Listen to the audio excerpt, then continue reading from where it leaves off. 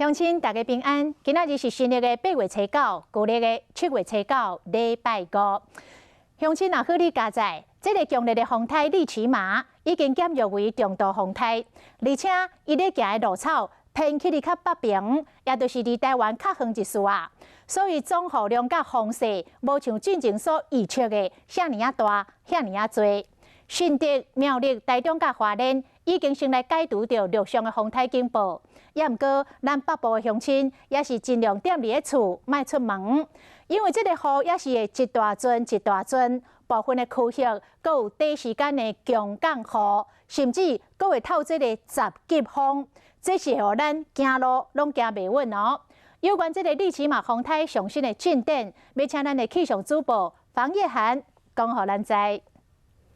好，赶快来关心中台利奇马它的最新动态。现在正在放台风假，观众朋友应该想要下午出去，因为发现了停雨空档。其实啊，目前暴风圈依旧笼罩在台湾上空，但是呢，我们真的可以用4个字“天佑台湾”来形容这一次的台风。由于路径稍微往北偏，您可以看到这个非常扎实的眼墙是没有靠近到台湾陆地的。北台湾只有受到旁边外围环流的影响，所以出现了间歇性的大雨或者是强风。那么下午哪些地区要特别注意呢？我们就来看到雷达回波图，您可以更加明白。目前您可以看到这个比较扎实的外围环流不断的透过西南风被带了进来，所以要注意的就是包含整个桃园以北的山区，另外还有新北市的平地跟桃园的平地都要特别注意，会有一阵一阵强风骤雨的情况。那么您可以看到这个云雨带是一条一条的，所以有时候会出现一些停雨的空档，要特别注意，还是有可能会有突如其来的强降雨。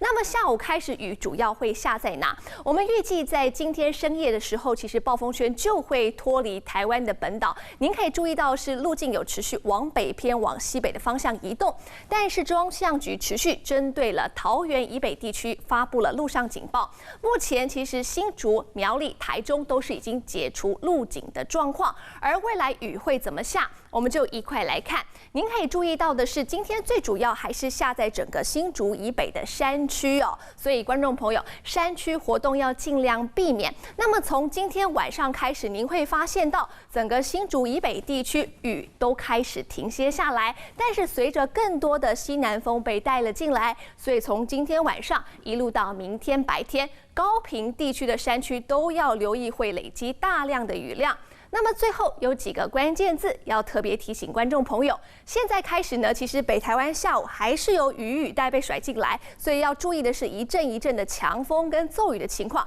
海边活动是要避免，因为还是有6公尺高的长浪。要特别注意的是，从今天入夜之后，台湾本岛就会脱离暴风圈，届时候南台要留意有局部大雨的情形。以上是最新的气象时间。